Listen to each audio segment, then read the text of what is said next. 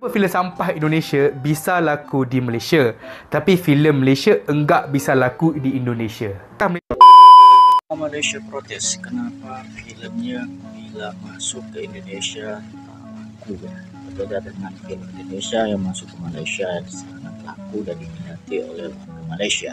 Padahal sudah berbagai macam cara untuk promosi, bahkan sampai kreator Indonesia mempromosikan film Malaysia tersebut, namun nyatanya kurang diminati oleh warga Indonesia. Tentunya mereka bertanya-tanya kenapa sebab film Malaysia kurang diminati oleh warga Indonesia. Nah, kita langsung aja simak videonya guys, check it out. Halo guys, bener nggak sih film Malaysia yang baru tayang di Indonesia tak laku, padahal buzzer ataupun influencer Indonesia sudah dikerahkan alhasil sepi penonton? Apa sih yang membuat orang Indonesia kurang suka terhadap film Malaysia ini? Apa karena bahasa yang begitu rancu kalau kita bandingkan dengan bahasa Indonesia? Atau karena merasa lucu logatnya kayak Upin Ipin gitu? Atau teman-teman ada alasan yang lain nggak? Kenapa teman-teman nggak begitu suka menonton film asal Malaysia? Berikan pendapatnya di kolom komentar. Oke, kalau kita lihat di sini ada komentar, gue nggak nyangka yang ginian aja sekarang sewa buzzer katanya. Sampai rela bayar banyak buzzer Indo buat promosiin filmnya. Masuk pasar Indo tuh menurut mereka wah banget, karena orang Indo jarang yang tertarik nonton film negaranya. Nih lagi narasinya sama dengan yang lainnya, dibayar berapa bang? Buzzer bayaran buat nih film, ngomongnya standar, semua skrip modelannya semua sama katanya. Mereka hanya berusaha bekerja kak. Promonya via buzzer ya guys.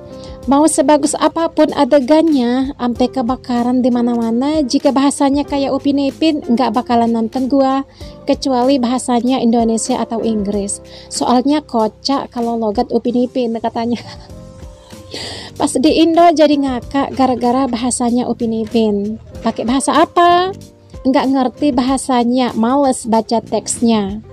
Nggak ngerti, soalnya pakai bahasa Roja, bukan Melayu asli. Guys, mereka emang lagi gencar-gencarnya nargetin Indo, jadi ya mereka berani bayar buat promosi besar di Indo. Udah pernah ada yang bahas, jadi jangan termakan review di TikTok. Dukung dan tonton film lokal aja guys. Mereka juga menggunakan influencer dan buzzer di medsos untuk opinikan bahwa mereka sudah sekelas film-film Indonesia. Ini saran dari orang Indonesia. Ternyata butuh kan mereka?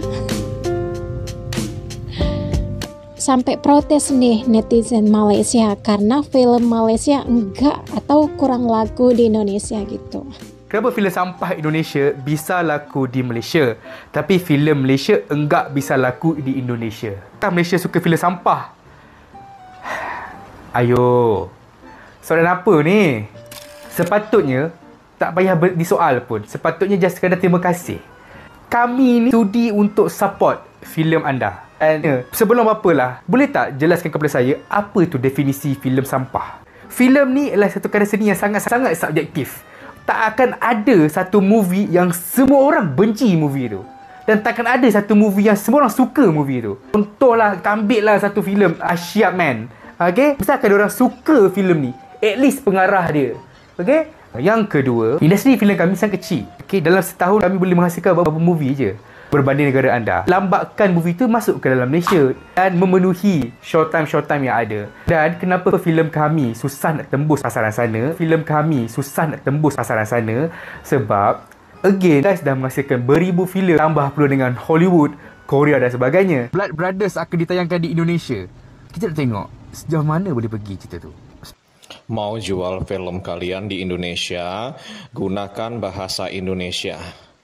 Film-film Malaysia tidak akan atau susah laku di Indonesia kalau korang menggunakan bahasa korang, yaitu bahasa Malaysia, yang kalau kita mendengarkan kepala kita pening karena kita harus menerjemahkan kembali, mencari tahu apa ini, ya, apa ini maksudnya, ya.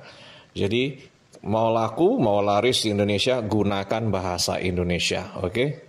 boleh katakan kerap lah tonton filem Indonesia kan. Semua filem Indonesia masuk kat Malaysia ni boleh katakan aku tengok. Dan aku perhatikan banyak filem Indonesia masuk sini kan. Apa bagusnya filem diorang ni kan. Yang pertama yang aku perasan, filem Indonesia ni seteruk-teruk cerita dia, at least dia cantik. Cinematography, set and prop, looks dia memang cantik. Dia boleh bagi kau looks 90s, 80s, seklasik-klasik mungkin. Dia juga boleh bagi kau semodern-modern mungkin. Kalau kau pergi kat kampung tu, kau akan nampak betapa daif dia benda tu. Pergi dekat bandar tu, kau nampak sekaya yang benda tu. Dia boleh buat. Dah cantik benda tu. Sebab tu memang power. Tak macam Malaysia. Malaysia ni okey, yang bagus-bagus lah, yang power-power lah. Tapi yang teruk tu adalah cerita teruk. Visual dia pun teruk. Apa benda? Tapi Malaysia yang aku perasan, dia ada cerita yang bagus. Benda yang nak disampaikan. Dan benda tu tak over sangat. Faham? Dia macam kalau kita ada kemampuan bagi look sama macam Indonesia tu, kita dah power dah. Faham tak? Itu apa yang aku perasan. Indonesia dia look cantik, tapi Malaysia ni dia punya cerita dia best. Dan kalau nak kata okey, the rate memang the rate tu bagus. Memang aku admit. Tapi story dia, Blood Brothers, dia ada action, dia ada story. Rate dia ada action, tapi story dia punya tu kurang sikit. Dia memang totally fighting scene je. Aku nak bangga the rate tu. Director dia bukan orang Indonesia pun. Okey, kalau kau nak aku borak apa filem kita susah nak jual kat diorang dan kenapa kita ni ada lambakan filem diorang, cuba komen. Apa pendapat korang pasal filem Indonesia? So, terima kasih. Blood Brothers akan ditayangkan di Indonesia. Kita nak tengok sejauh mana boleh pergi cerita tu. Sebelum ni Sherif dah masuk Indonesia. Memang tak dapat sambutan lah kat sana. Katanya soal promotion, marketing kat sana problem pun semua kan. Tengok Blood Brothers ni macam mana, okay? Sebab apa? Sebab aku rasa macam kadang-kadang seems like not fair. Sebab filem kita nak satu masuk pun susah. Tapi filem diorang masuk sini berlambat-lambat. Kadang-kadang sebulan tu mesti ada, at least 1, 2 kan. Mesti ada. Kat Malaysia ni kita so-called kurang filem kan. So kena masuk filem diorang. Tapi itulah, bila kita nak masuk diorang, ada je masalah tu. Betul, aku faham. Diorang punya pasaran besar, diorang punya filem banyak kan. Diorang sendiri pun berebut antara diorang. Tapi syarikat yang membawa filem tu ke sini tak ada ke inisiatif untuk, yelah kau dah dapat untung dah kat sini, tak ada lagi inisiatif untuk bawa filem kita juga ke sana.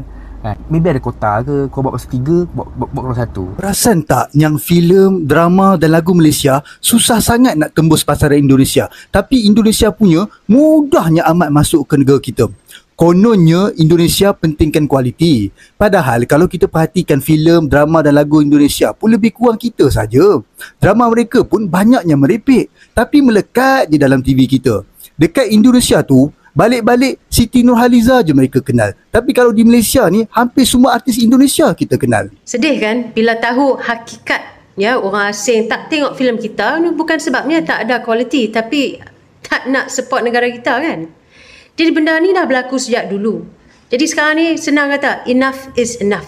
Ya, ini pengajaran buat kita untuk tidak dengan begitu mudahnya bagi peluang pada filem, lagu dan drama asing masuk ke negara kita. Sebaliknya, kita perlu perkasakan filem, lagu, drama tempatan kita dan yang paling penting usaha untuk membawa hasil karya anak-anak tempatan kita ni ke peringkat antarabangsa. Saya akan cuba bawa perkara ini dalam perbahasan saya di parlimen nanti.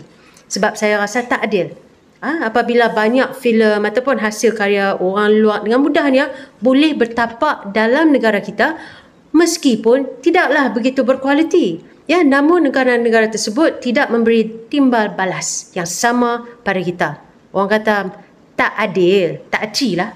Film Malaysia nggak laku di Indonesia, netizen Malaysia nggak terima. Jadi film Sherif Narco Integrity produksi Malaysia nggak laku di pasar bioskop Indonesia. Salah satu tiktoker asal Malaysia, @takibasker, nggak terima. Dia mempertanyakan kenapa film itu gagal tembus di bioskop Indonesia, sedangkan film-film Indonesia diterima dengan baik di Malaysia. Padahal katanya film Sherif laris di Malaysia dan keuntungannya mencapai 60 juta ringgit. Dia juga bilang nasionalisme masyarakat Indonesia tinggi dan lebih milih nonton film negaranya sendiri. Yang menarik, sikap berbeda ditunjukkan sutradara film tersebut, Syafiq Yusof.